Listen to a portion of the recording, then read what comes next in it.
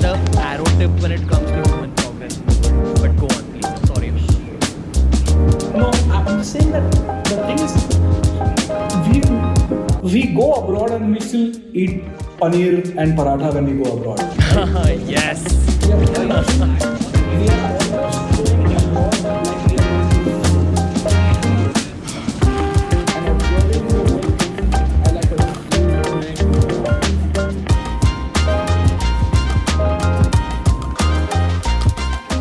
Hi everyone and welcome to a new video. This video I am discussing a roadmap to Web3.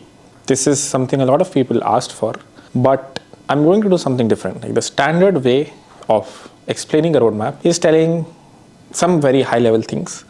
Things like you need to learn solidity. There is one blockchain called ETHEREUM. There's one blockchain called Bitcoin. The way to make money is yada yada yada, so on and so forth.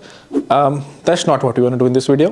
What we want to do is, one, pique curiosity as to why this field was introduced. Two, share a way for you to write something, some code, some glass that you'll have to chew. And by the end of it, you'll be incentivized. So if you do complete the video and follow the steps that I've told in the second part of the video, you will receive something in your crypto wallet, which you will create in this video or learn how to create. What it will be, I can't say in the video for legal reasons, but you will receive something which could be money, could be something else. I can't share what, but only if you complete the steps. And also there will be a bunch of exercises. The better exercise you complete, the more valuable your gift will be, the thing that reaches your wallet. And for that, you'll have to wait for the second part of the video. The first part of the video is us just trying to understand this field, why it was introduced, what are the current big blockchains where people hire, and how you can start learning them little bit. Second half is actually learning a blockchain and also writing some code, understanding how you can create something there, and then proving that you've done that in a decentralized way. And basically I'll be showing you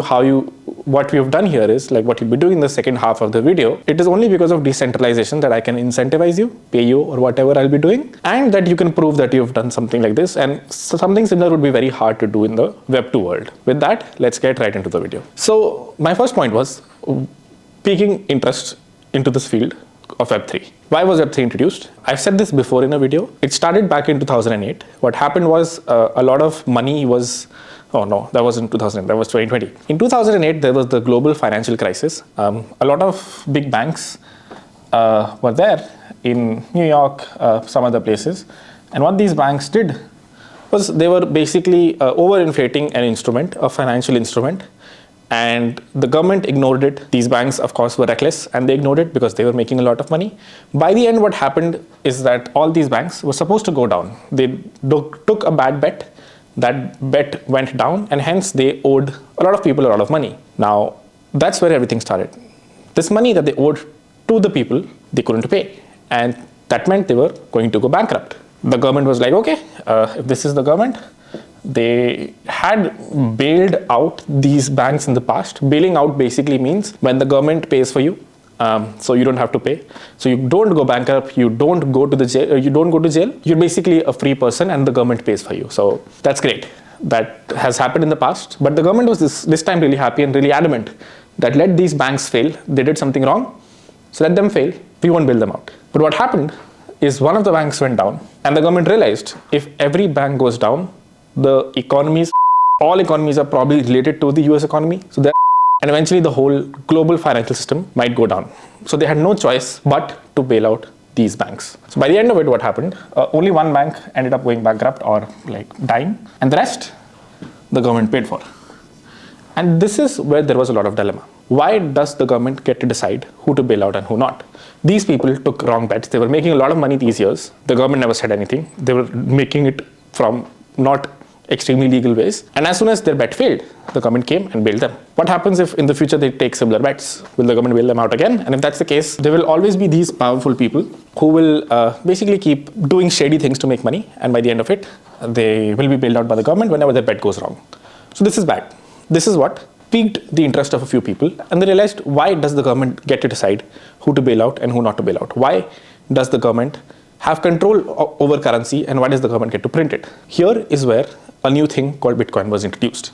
So after this whole crisis happened, a few smart people, mathematicians I think, no one knows, a group of people introduced this thing called Bitcoin, And what it was basically another currency. So there are a bunch of assets and currencies in the world. Initially, people used to trade goods with each other, and that was the only way to transact. I would give you rice, you give me maize. Or if I want shoes from you, you give me shoes, I give you, I guess, rice.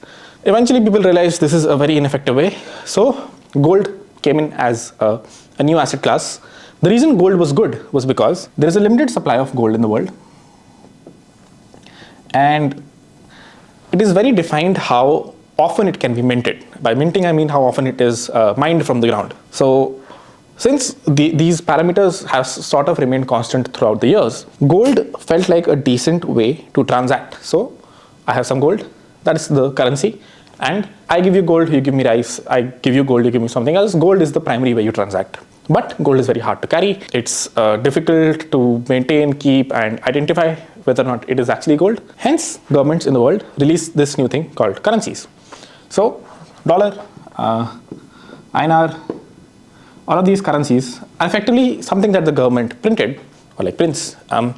And the thesis was that gold is very hard to carry around. It's very difficult to validate. Hence, the government will create these currencies, or like the US government created dollar, and they said the dollar is pegged to gold. What does pegging mean? Basically means if $1 will always give you, let's say, 1 gram of gold. So it's just a better way to carry gold, that's it. The government, this thing that you trust, has made it, and it promises you, as long as you have $1, it's similar to having a gram of gold. Use this dollar, transact, it's very easy to transact, and then eventually, when you want to convert it back into something valuable, gold, just give it to us, we will give you gold in return. This was great. This was actually a pretty optimal way of solving currencies. Gold was very hard to carry. You replace it with these paper notes, and everyone gets to easily move around and carry these notes, and everyone's happy. But in 1970s, 1980s, around this time, the government realized the dollar is really powerful. Everybody in the world was using the dollar, Indian rupee.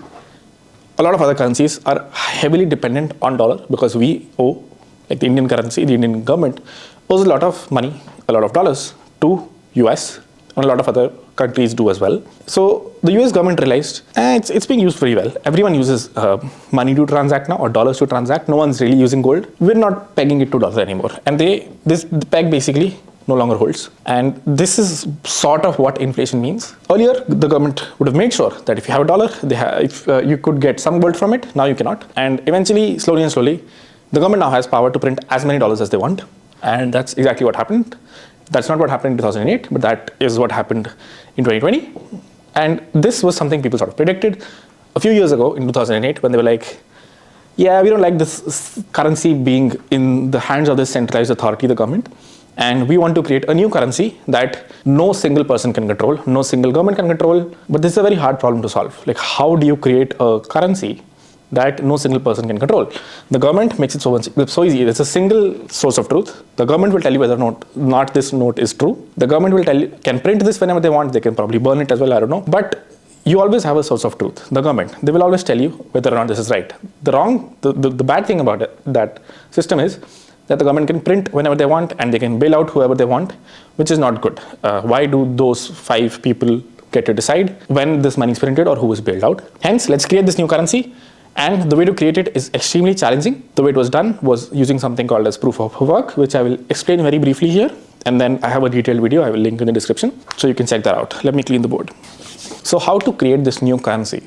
This is a very hard problem to solve, but now in 2008, we have a lot of computers and we have this thing called the internet. So there should be some mathematical way of solving this. And that's exactly what these people did. What Bitcoin does till date is, as I said, uses something called as proof of work, which is sort of an algorithm that is pretty, it's strong at solving this problem. The way it solves it is there are a bunch of people around the world who have machines, and in all of these machines, there is a copy of this global long database of who owns how many Bitcoins. Bitcoins is like effectively a number that is distributed across a lot of addresses or wallet addresses being similar to bank accounts, only what they contain is not currencies. What they contain is this thing called Bitcoin.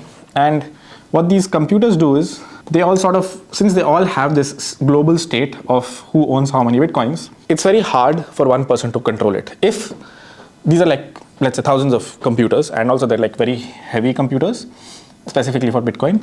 So if this one person says, I am going to change the currency, or I am going to print a lot more Bitcoin, more than there are in the world, what will happen is all of these will invalidate that. If there are two, it's still pretty difficult. The only way that can happen is if more than 50% of the network is compromised, and that most probably won't happen. And hence this is a good algorithm to solve the concept of currencies. Why do these people mine? Why do these people participate in this process of storing all this data and doing one more thing, which I'll not explain in this video. You can check out the other video if you want to know. The reason they do it is, as I mentioned earlier, gold, the good thing about gold was there was a limited supply, and it was also known how frequently it can be mined or how frequently it can be minted from the ground. And Bitcoin follows a similar property where all these people that are taking part in securing the network are given some Bitcoin from time to time. And that's why they like securing the network. That's their incentive. And that's how the currency works. Like there is some currency in the world right now, and these people get to mint more currency. And why they do it is because they're spending electricity and trying to secure the network, and hence they should be incentivized in some way. If they don't get any Bitcoin, or if there's no such sort of tokenomics that exists, these people will stop mining and then the network will effectively go down. So this complicated algorithm called proof of work solves the problem of decentralized money that's no longer being controlled by someone. Again, this is not actually money. This isn't actually US dollars. This is a new number or a new thing called Bitcoin, which is distributed amongst people, and it is only that people consider it to be valuable that it is valuable. It is only that people, for example, like there's no reason for gold to hold value. Like what value do you get from gold other than Indian moms like wearing it at weddings? None. But people consider it as something that holds value, and hence it has value. Similarly, I mean, if you look at it from a very abstract manner, Bitcoin is effectively gold because it's mined at a certain rate and it has limited supply, but it's just easier to transact with, much easier than gold. And hence it's, as long as people believe this is the primary currency or like sort of a currency, it will hold value. And that is why it's gone up so much in value over the years. Okay, so now we understand Bitcoin. This sort of created this new asset class or new currency. And if you look at its chart, mostly gone up only. But people realized this is a good hedge to inflation. Like this is a good currency. It's a good asset store or an asset class that you can store your money / value in. Similar to gold, like we buy a lot of gold and then we keep them in our lockers in India, right? This is very similar. People sort of buy Bitcoin from an exchange and then hold it in a wallet, and eventually the hope is it'll go up because money keeps getting printed, but Bitcoin has a limited rate at which it will get mined, and effectively hence in the long term, this will be a good inflation hedge, and it'll go up in value at least compared to the US dollar, because the US dollar is being printed at a very fast rate. But this can't really be used on a day-to-day basis. You can't really transact with it because of a bunch of reasons, which you might already know. It's very slow, it takes a lot of power, so like the electricity, and hence the kind of transactions that we do on a day-to-day basis, the number of transactions that happen in the world, Bitcoin specifically or proof of work will not be able to handle it. Hence we need new algorithms better than proof of work that can basically have slower transaction times and can happen at a much faster, have a much higher throughput, so it can handle the kind of transactions that happen today on either NASDAQ or during the transactions that you do on Paytm or using your Visa card. So there was a need for a better blockchain, a blockchain that could have a currency that will actually be used in the world to transact, maybe, hopefully, I don't know, and which could be used for other use cases, not just as a currency. Why do you need that? There's still speculation as to why you need decentralized other things other than money, but there could be use cases that could be built. And hence, with all of this in mind, around 2014 to 16, I don't know, somewhere in there, a new cryptocurrency came into the picture, a new blockchain came into the picture called ETHEREUM. So let's discuss that now. Up until this point, up until 2014-15, Bitcoin has proved some legitimacy. People at least know that it's pretty secure. What they initially promised, a way for people to hold different numbers of this currency called Bitcoin, it is actually doing that, and no one has been able to, I mean, there were some attacks, but like no one has been able to very deeply attack the network. Whenever it has been attacked, it has recovered. So people sort of trust Bitcoin, at least more than governments. No one can print it, no one can bail anyone out, so that's good. But now there's a need for a better, faster, and a currency that can do other things than just exchanging a single token or a single currency. That's where Ethereum came into the picture. Ethereum is effectively a blockchain similar to Bitcoin. Only in Bitcoin, these machines only do one work. They store a long ledger or a long database of who owns how many Bitcoins. Ethereum does that. It knows and stores how much Ethereum everyone owns / has. It also does one more thing. It lets you program on top of the blockchain. Now, what does that mean? In the Web2 world, when you're creating a front-end, back-end application, you have a website. You go to uber.com and you book a cab. When you book a cab, this request goes out to a server. A single server, usually. I mean, there are a bunch of servers, but eventually this request will be handled by a single server that is held in some data center, usually AWS or Google, GCP. And this server handles this request, makes an entry in the database, books the ride, notifies the user, so on and so forth. What if this request that's being handled by this server for a very specific use case of booking cabs, what if this request was solved by a group of computers in such a way that all the code that's here is public, it's open source, or there's a way to verify that whenever I clicked on the book button, whatever was happened here or whatever was supposed to happen here actually happened. So I'm not saying this is a good use case, maybe it is, maybe it isn't, but all the standard things that you see in the Web2 world that usually happen behind closed doors where the backend server is running in a data center that is owned, the code is owned by a company and you have no idea of what is happening there. What if that could be replaced by an open blockchain? So why would you want to do that? I'll give a few examples, but a lot of this is to be proven out as to why and where this will be used very well. One example is, I had this video from a few years ago called 2 years after IIT in 2 minutes, and this got sort of taken down, demonetized, and eventually just completely muted because I used some third-party music. And the provider of that music decided that they did not want this video to use that specific music, and hence this video is effectively useless now. And the reason I can't do anything is because there is a central Web2 authority, YouTube, which decides whether or not to mute the video or remove the video. YouTube also decides who to push out the users to. So if they want to shadow ban an account, they can do it. The algorithm is where 90% of the traffic comes from. Only 5 to 10% comes from your usual subscribers. 90% is coming from people's browsing feed, which YouTube owns. So they can basically decide who to ban at any time, which might not feel like a big problem, can be a big problem when these central companies get to decide which political party to promote, or they get to decide which specific creator type to support. And there's no real way for us to verify what's happening inside the algorithm. What if this backend code was one, open source, and two, you knew that this code, wherever there is running, the code that they've open sourced, that's the actual code that's running on this server, that they're at least saying that it is. Right now, we can only trust these big companies that they're doing what they're saying. And that's what the primary concept behind Ethereum, where you can basically write some code. This is very similar normal code like Uber's backend, and you can deploy it to the Ethereum blockchain, and that way people can verify that this specific code segment does this. If I call this specific book button on this website, the call that's going to the Ethereum blockchain, they can basically verify everything end to end. This is the call that went. This is how the state changed. This was the entry that was made inside the state. And this is how the state currently looks like. You cannot do that in a Web2 system. That's the general premise behind Ethereum, is that it's a blockchain that does Bitcoin stuff, but it also lets you do other things, basically deploy a code segment there. And once that code segment is deployed there, everyone can see, verify, look at it, and do a bunch of things with it. What are the things you can do with it?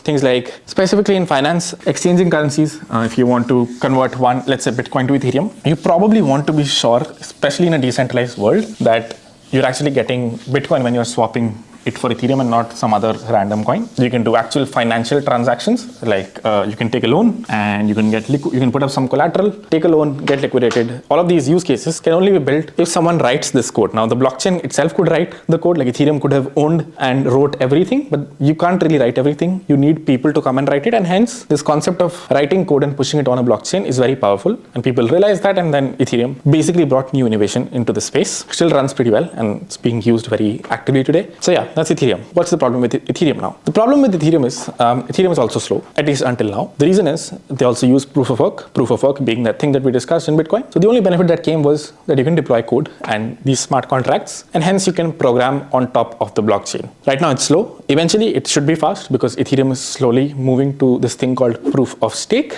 How fast it will be, only time will tell. But the speculation is it could be as high as 100,000 transactions per second, which is very good and probably enough to handle financial transactions in the real world. But there are a bunch of other blockchains that popped up now that basically solve the same problem as Ethereum, only they were faster. How can they be faster? They're faster because they have a new consensus algorithm. So let's try to understand what that is. Bitcoin used this thing called proof of work that I just discussed a while back. I have a detailed video on what this is and how it actually makes sure that the network stays alive. ETH right now uses proof of work, will eventually use proof of stake, which is faster, and Ethereum also lets you write contracts and deploy them on the blockchain. Bitcoin only lets you maintain a single cryptocurrency. The third thing we're discussing here are a bunch of other L1s. What is an L1? L1 basically stands for layer 1 blockchains. What that is basically, never mind. A bunch of new blockchains. To name a few, Solana, Aptos, Sui, new one that's coming out. These blockchains basically say we'll do the same thing as Ethereum, only we'll do it faster because we have better consensus algorithms. Consensus algorithms here being proof of work and proof of stake. Consensus algorithms are basically the way these machines decide and finalize and make sure that they have reached consensus around who owns how much or what transactions have been executed. And this is very hard to do in the distributed world, which is why it's so slow. But these new blockchains basically introduce new ways of doing consensus, and hence they're very fast. How fast? They're pretty fast. They're like real world fast. When you're doing a transaction, you wouldn't even know. Like, it's very similar to Web2. If you're doing a Google Pay transaction, it takes 3-4 seconds for it to complete. In a Web2 world where you're sending a request to a single server, a lot of these can, during most days, do the same thing. During bad days, yeah, they fall behind and bad things happen. But on most days, the consensus algorithm guarantees, or tries to guarantee at least, that they can have very high transaction throughput. So they're doing the same thing. They let you program. They're basically as good as Ethereum, but they're faster. Now there's a wave of innovation here, and there's like a lot of things to do. We've only reached 2022, and this is how far we are right now. There are a bunch of other things like L2s that have been introduced, and a bunch of very specific blockchains that do very specific things. But all in all, this is probably good enough for you to know. And this sort of I've kept as the timeline. We are here, and what happens from here is still unknown. But effectively, most probably, we will live in this multi-chain world where a lot of chains will exist. I should probably mention another chain here called Cosmos and Polkadot, which they basically let you create any sort of blockchain. I mean, Polkadot does. Cosmos, I think, lets you only build it using one consensus algorithm. Polkadot lets you create any type of blockchain. You can decide consensus algorithm it should use. You can decide and tweak other parameters. And you can create your own blockchain. You can't do that with these L1s because they are blockchains in themselves. You can do other things. You can't really have a network of your own and have consensus all them unless you fork one of these repos. But these two let you do it. So this is sort of the general ecosystem that you might work in if you're working in Web3. Now, that's a lot of knowledge. That's a lot of abstract knowledge that is good enough to pique interest. Again, a lot of things I have missed. But mostly, if you work in blockchain, probably you'll be working in this circle, and then there's a circle of L2s, a bunch of other blockchains. All in all, you'll be working in this very small closed ecosystem. There's not much right now. So that's the basic use case of, like, that's why these things were introduced, or the Web3 or space or like blockchain was introduced. The question now is for you, how you can become a developer, what sort of opportunities exist, and like how you can start developing or writing your first smart contract or code, this thing that Ethereum and other blockchains let you deploy on their network, how you can write that, because that's most probably one part of what most people do in blockchain. The other part is like the simple front ends. For example, if someone's creating a decentralized Uber, you basically have to write the whole front end that exists. There are also centralized backends that are used in a lot of these protocols. So effectively, if you're working in Web3, you're doing a bunch of full stack work and most probably some contract work. Let me clean this up. Okay guys, quick update. It started snowing and I've never really seen snow. I mean, I've seen it in bits and pieces, but I've never really seen actual snow like I'm seeing right now. So I really wanted to come out, and it's also very late. Probably a good time for me to head back to my Airbnb, and then we'll continue the coding pieces from there. Sorry for the abrupt stop in the middle of the video, but we want to look around and see what Chicago looks like and what snow looks like. This is it.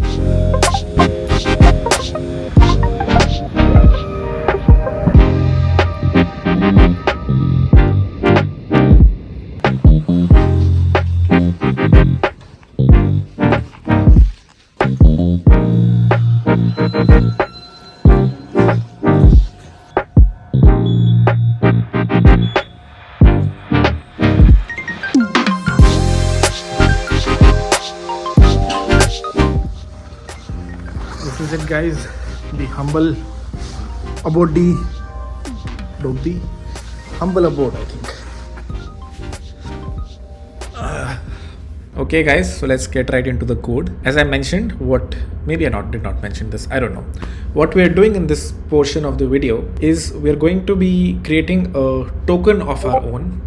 What that means is, as I mentioned, there are a lot of blockchains, and every blockchain, the newer blockchains now allow you to deploy your own smart contracts on their blockchains, and hence using that you can build use cases like lending, borrowing, and also creating your own token. Ethereum was the first one to pioneer this. So one very obvious use case that came out was people could create their own tokens. For example, Dogecoin or other meme coins, a bunch of random coins that came up were all not blockchains of their own. They were actually a single number on the Ethereum blockchain sitting in some contract. They don't have to be a blockchain of their own, even though there are cases where you would want a token to have its own blockchain. But a lot of times a token is just a way for you to have a number associated to a wallet or an address, and a smart contract is a very good way of doing this. So in today's video, we're going to use the Solana blockchain, deploy our own token. I will show you all the steps end to end, and then I'll give out 3 exercises. If you are able to create your token, then just post the token ID in the comments. I will share the format. If you're able to do the exercises, then you have to share a little bit more. But the more you do, the more you will be incentivized, and the more things I will send to your wallet. With that, I'll show everything, by the way, like how you create your wallet. So just follow the steps one by one, and hopefully by the end, you can create your own token. The most difficult step, I'm assuming, is going to be setting up the project, setting up Solana locally, especially if you're on Windows. But I know a few ways around this because I was at a hackathon where a lot of people were stuck at this.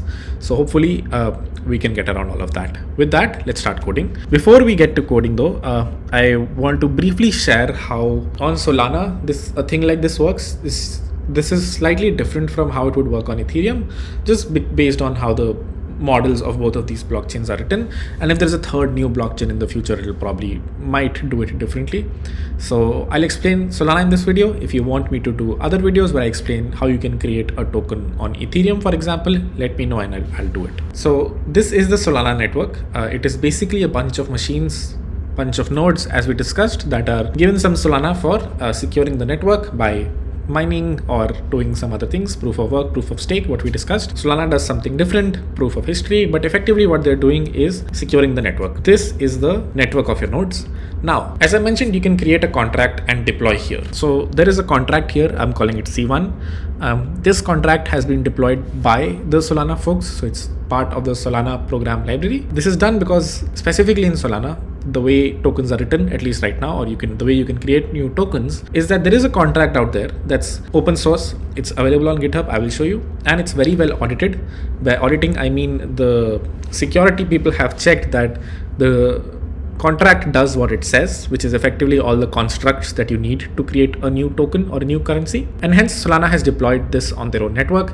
And this is the most effective way to create a token right now, at least. Before we move forward, let's create a wallet. This is the first exciting step because this does not involve coding, because you will need to understand that before we get into this step of what bank wallet and what user wallet are in this case. So open your machine, your browser. I'm assuming you already have, unless you're on your phone. But if you're not, hopefully go to this website called backpack.app. This is one of the many wallets that exist. A wallet is basically a place where you store your private keys, and your private keys are basically what govern or what give you access to your funds or tokens. So you will be working with a lot of wallets in the future if you're going to be working in this space. So it's good to get comfortable with them. These are usually Chrome extensions if you're on your desktop. So add this to your Chrome. And as I said, this is one of many wallets. Feel free to choose a different one. This is the one that I am very close with, and hence I chose this one. So once you've installed the wallet, specifically in Backpack, the way to create your own private key that I was discussing is first you need an invite code, because it's invite only. In the description, I've linked a bunch of invite codes. So feel free to pick any one and add the invite code. Create a username for yourself. I'm going to call this user test Kirat YT. Continue.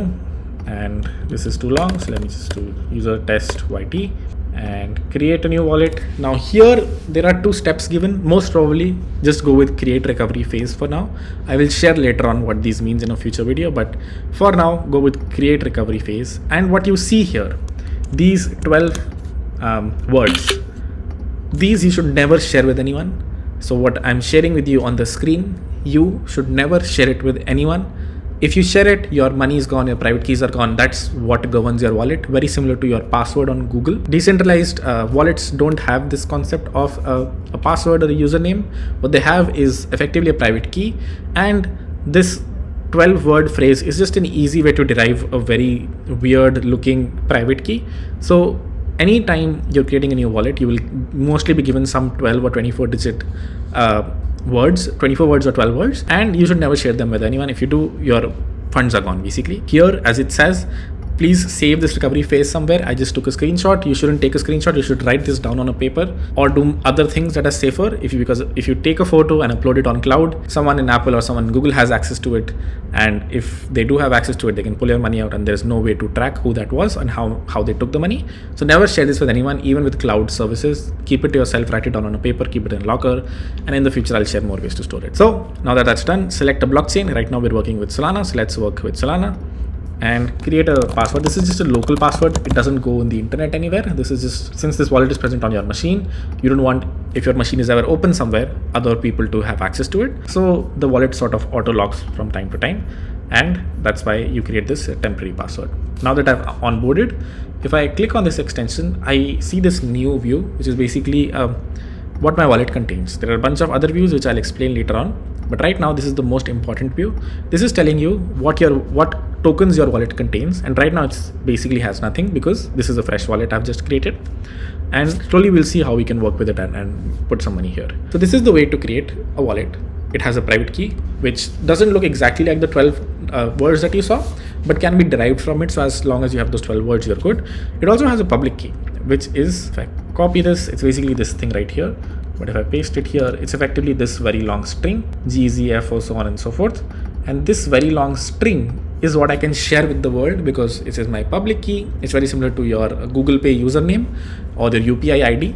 If you share this with someone, they can send various tokens to you. So this is what you can share with the world. What you cannot share is the private key, which is the digits the words that I showed you. Or if you go to the settings, wallets, select your wallet and click on export or show private key, it'll basically show you the private key, which I'm showing you right now. You should never show it to anyone. This is what it actually looks like, a weird looking private key. It can always be derived from the words that you saw. So now you have a wallet. You have a wallet on chain, and if you copy the keys the public key that you saw and go to the Solana Explorer. Solana Explorer is basically a place where you can look at you can just explore addresses. This is one of the many addresses. This is our address that was just generated based on our private key. And as you can see, it sort of looks empty right now. Slowly I'll share how this gets filled up and what this looks like. But right now it's an empty address. And the wallet is just a simpler or cleaner way to look at it because it shows you Solana balances, your NFTs, so on and so forth. So now that we have this wallet created, let's continue with the video and I'll show you how things go from here. So as I mentioned, Solana created the contract, the token contract, and deployed it. And now anyone who wants to create their own currency can interact with this contract. And once they do, they can sort of do everything you need with a cryptocurrency of your own or like a token of your own. So to do that, we need two wallets. The first one I'm calling a bank wallet.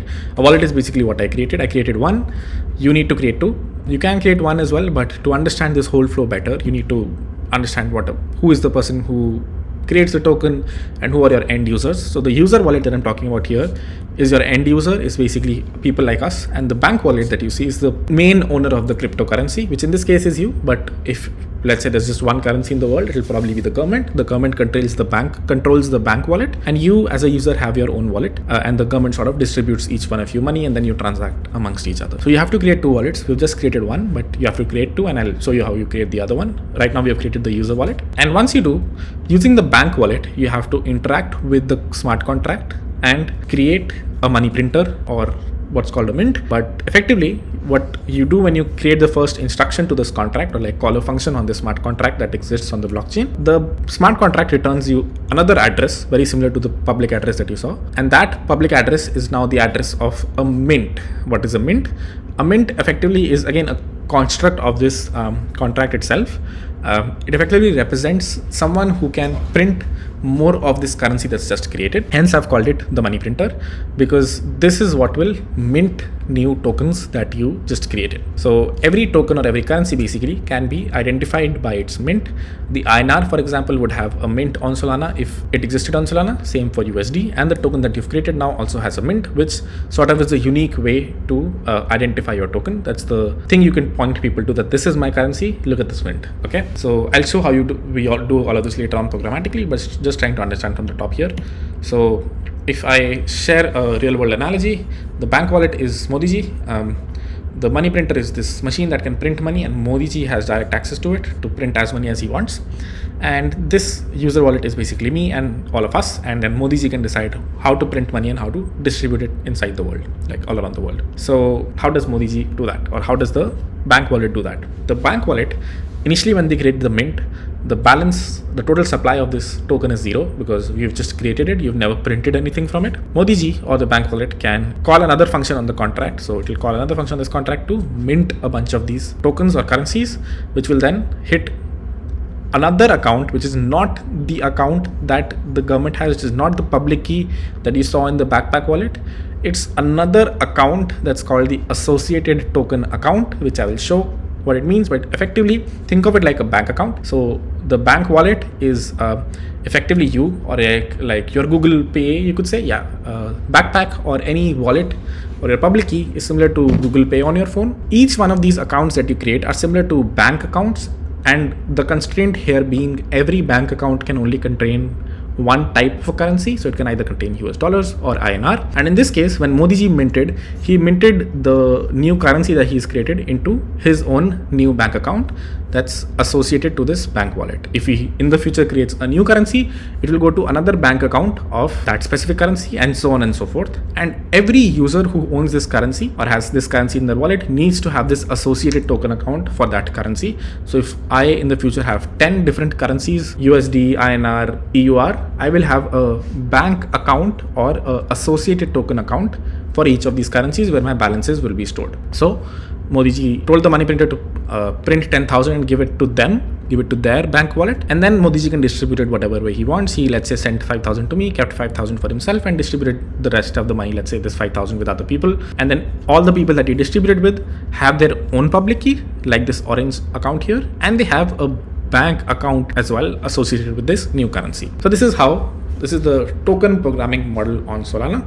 It's different on Ethereum, as I said, but effectively this is the way to create a token and distribute it through the world. Is you create a mint, and then you print money from that, you get it in your associated token account, and then you distribute it with everyone. Cool? Confusing? Definitely it's confusing. Took me at least 10 times to understand this. I recently understood this very well, and hence I've created these analogies, and I will slowly create the token and then show you each one of these bank accounts on the Explorer so you can understand this a little bit better. The reason this is done in such a confusing way is because of the programming model on Solana, which we will see the benefits of later on. But this is how a token is created. Now let's get right into the coding bit and start coding and creating our own tokens. So the first thing you have to do is you have to install the Solana CLI. CLI basically stands for command line interface. It's basically a bunch of commands you can run here on your terminal and interact with this contract. So effectively what you have to do now is first create this bank wallet, call all the functions on the smart contract that will create these things that we discussed, and you can do that through a command line interface. But for doing that, you have to first install the command line interface, which in this case can be found here. I will link this in the description. On the first thing I think you have to do is you need to have Rust on your machine, especially if you're on Mac or Linux. So install that first. Once you have, copy this command and paste it in your terminal, and I think it should install Solana. If you're on Windows, I've seen this problem with a lot of people, so I would not recommend going here. I would recommend downloading pre-built binaries for Windows. For that, you have to go to the releases page of Solana and install the Windows set of binaries, which is this one right here. If you download this and unzip it, you will basically see a bin folder which has all these .exe files, which are similar to the commands that I'll be calling here. So effectively, you can basically run what I'll be running here on Windows as long as you call the .exe files here when I'm calling a command here. So if I'm calling solana-keygen here, then you just have to go to your Windows terminal and call solana-keygen.exe and then follow the command after that. Okay. I know most people are on Windows, which is why I'm explaining this. Hopefully you move to a Linux-based machine soon. Cool. So let's start coding and let's start creating the token, do all the steps that I just discussed. So the first thing you have to do is, you remember we created a wallet, right? This is one way of creating a wallet. The thing that we just discussed, created a wallet using Backpack. You can also create a wallet is effectively a private key. The private key can be used and plugged into any wallet. It can be plugged into Backpack, can be plugged into other wallets and it will show you your balances, or it can be plugged directly into your terminal in a file and you can basically look at your balances, do everything that a wallet gives you from a CLI if you store your private key here. So what we're going to do here is create a new private key. I already created a private key for the user account, which is this user wallet. Let's create one for the bank wallet from the CLI, and the way to do that is solana-keygen generate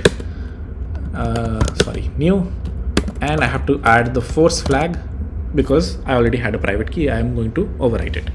When I do that, it gives me a new public key and it gives me a seed phrase, which as you remember, it was a 12-word phrase which I can use to derive my private key. The other thing you have to do, very important, and listen carefully here, Solana has like a bunch of environments, a production environment where your actual Solana is stored, that the Solana that you see on exchanges. But since we don't want to spend money for this assignment, we will use the testnet. A testnet is basically another small blockchain that's running where the Solana that's present doesn't have any monetary value.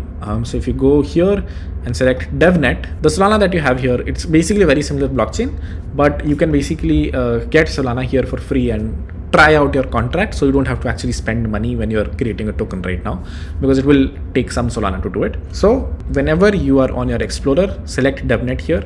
Whenever you are in your Backpack wallet, go to settings, preferences, Solana, RPC connection, Devnet here. It will now show you your Devnet balance, which is still 0. And in your command line as well, run the command Solana, Solana config set --url https://api.devnet.solana.com. So what this will do is, now all three of your connections sort of are connected to the Devnet blockchain, not the main blockchain. And this is good because you don't want to actually buy Solana to do this experiment, and hence we will just work with the Devnet blockchain for now. So do these three things, change everything to Devnet, and now if you look at the following file .config/solana/id.json, this is my private key for this new bank wallet that I've created. I can actually take this private key and import it inside Backpack if I want to. Like you can have multiple wallets here. In order to not confuse you guys, should I do it? Let me do it. So as I said, your wallet, this thing you see here is, never mind, I'm just going to confuse you, so let's not do it. There is one wallet I have here which is inside Backpack, which is my user wallet, this thing, and I have another wallet which is a command line wallet, the private key of which is this, and the public key is, I think, Solana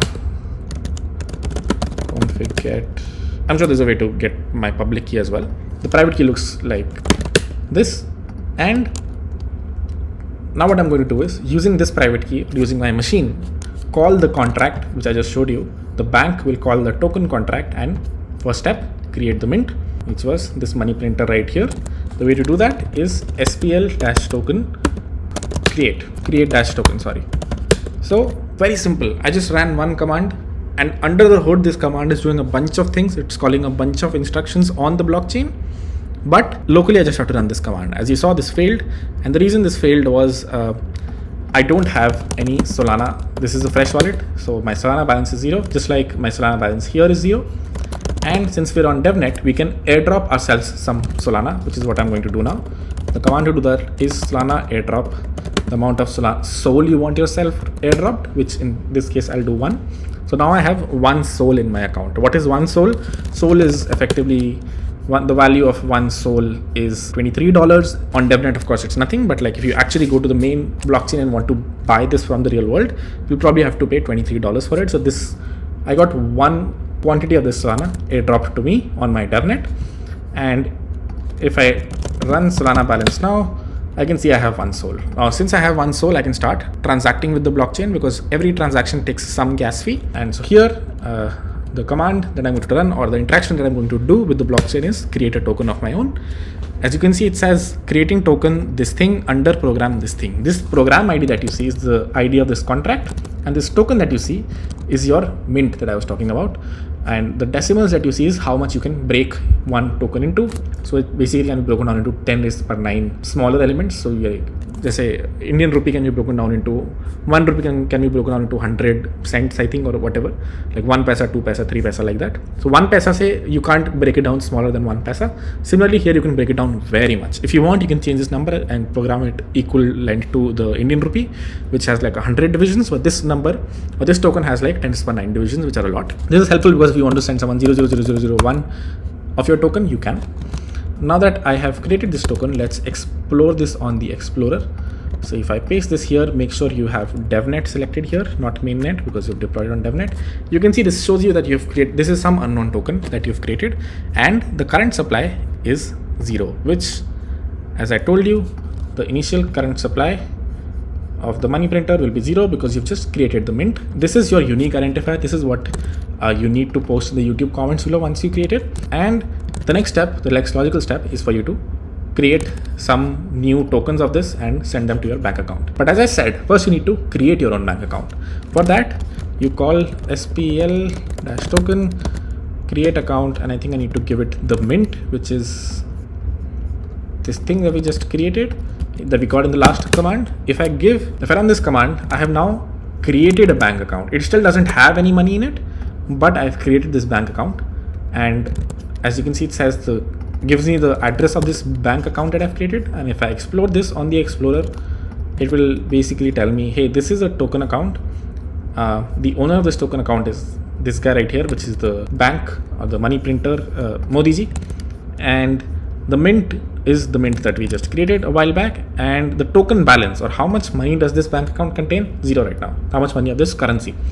Now let's do the next step of minting 10,000 of these tokens to this bank account of the bank wallet or the Modi ji wallet. The command is SPL-token mint, the mint address and the amount of tokens that you need minted.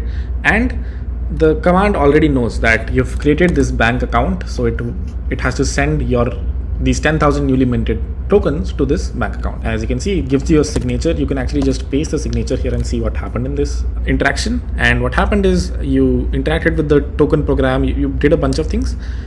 Effectively, in the end, there was a change of token amounts. This specific token went to this address. How many of them? 10,000 of them. What is this address? This is your associated token address or this bank account address. And as you can see now, it contains 10,000 of these tokens.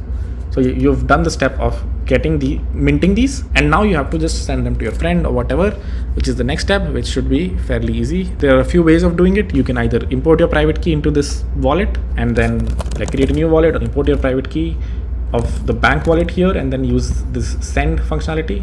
And what else can you do? You can also just send it from here, I'm sure. Where the step where the bank account now contains 10,000 of these tokens. The logical step from here is I take 5,000 of these and send them to my friend here, or this wallet, so they can appear here. And for that, first I have to what I have to do first is I have to create this bank account for this user wallet. So on Solana, when you're sending someone tokens, if they don't already have this bank account, you have to create it for them, else there will be no place for them to store these tokens that you're sending them. A little confusing, but I hope you get it. So effectively, let's see Solana CLI send token, send and receive tokens, transfer. So the way to transfer money, so again, if you have a GUI wallet, it's much easier.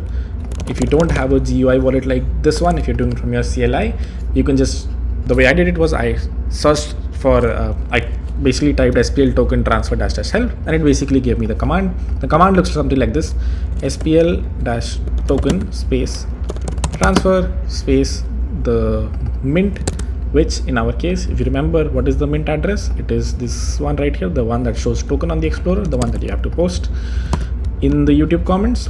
space the recipient wallet address or the recipient token address. So you can send either of these. Either you can give it the bank account number of the other person, or you can just give their public key, and the logic here in this contract call will make sure they create the bank account if they don't have one, so on and so forth. So our user wallet, the public key of it looks something like this. If I copy it and I paste it here, it tells me there's an error. What is the error? Oh, token amount. Also I need to specify. So let's specify 5,000. So this is the final command. Transfer this mints 5,000 tokens to this person. Press enter and hopefully it works.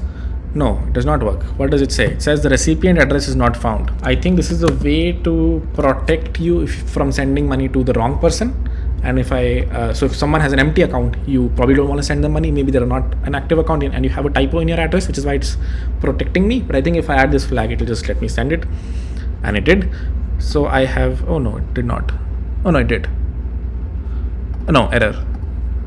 Oh, one more thing I have to do.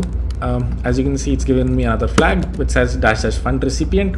Why do I need to fund the recipient? I need to because for creating any bank account on the blockchain, including this one, the recipient needs some SOL.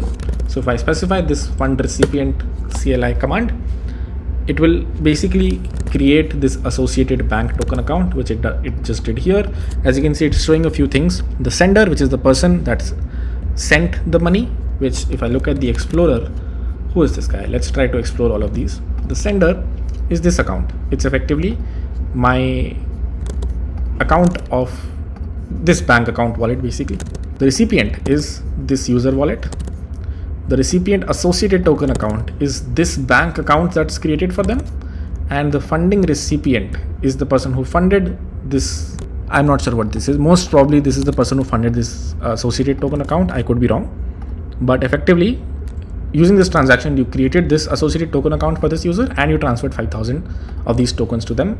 Now, ideally, since you've transferred 5,000 of these tokens to them, they should appear here, but they are not appearing here. And this is where the assignment begins. So let's take a pause and understand everything we've done and everything we have to do from here, and like summarize everything. So using the commands that I just showed you, and I'll probably re-summarize it again. We did everything we discussed from the top to the bottom. We created a new mint or a new money printer, this one right here.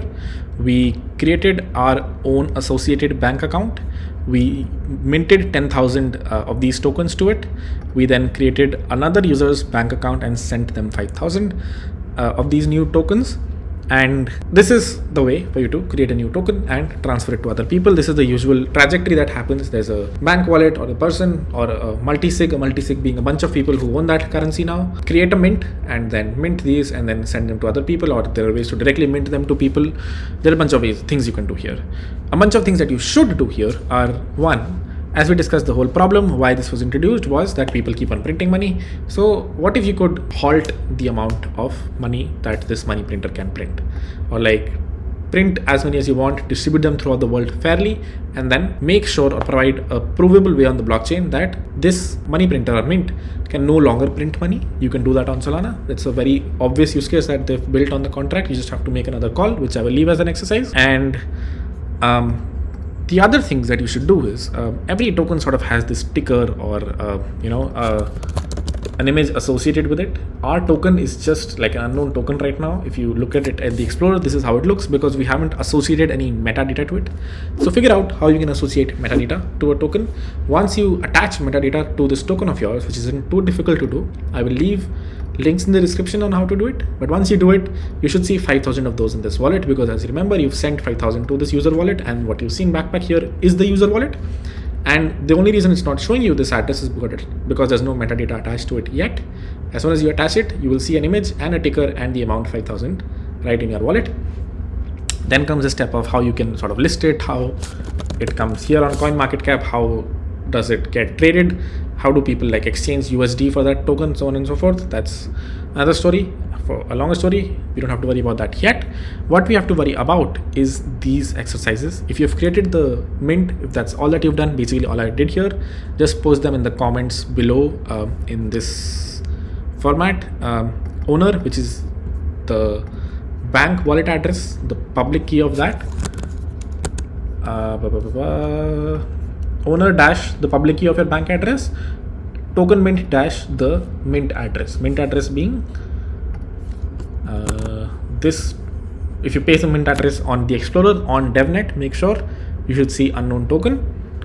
If you paste just these two in the comments, that's good enough to get whatever I'm trying to give in this video.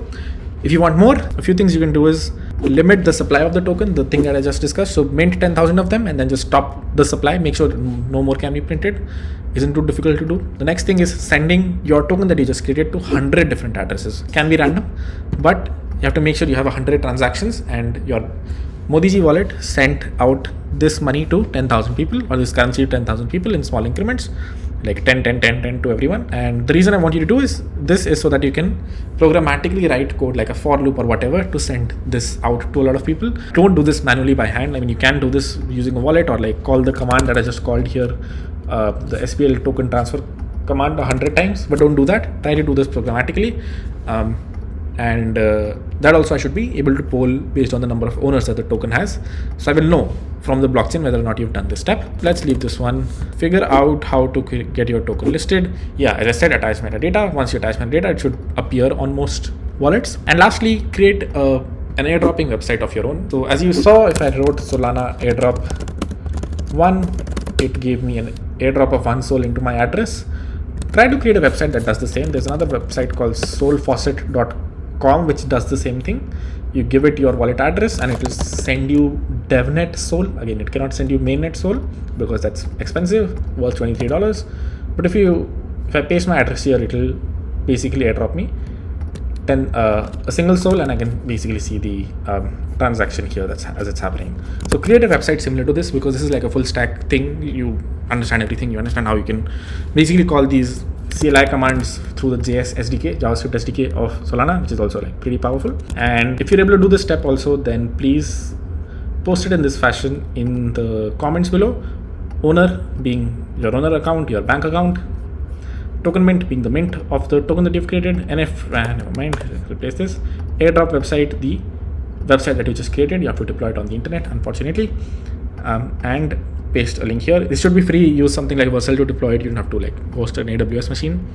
And in the next 1 week, whoever posts this in the comments will receive something in their wallet right now or eventually in like a month, I don't know. And the more exercises that you do amongst these, the better incentivized you will be. So with that, hopefully this was clear. Maybe this wasn't clear. Please let me know if this was easy, this was hard, if I should increase the level, decrease the level, and what you want to do next. Do you need a step 2 video, or are you done with Web3? Let me know. This was a long video and I'm not expecting a lot of people to do it, but if 50 people do this, I will be very happy. So if I get 50 comments with these set of tokens, I'd be super happy. So please do it. Sorry guys, the camera died. I thought I'd just say bye in person. So thank you for the video. Thank you for watching the video, and thank me for the video. I'll see you guys in the next one. Peace.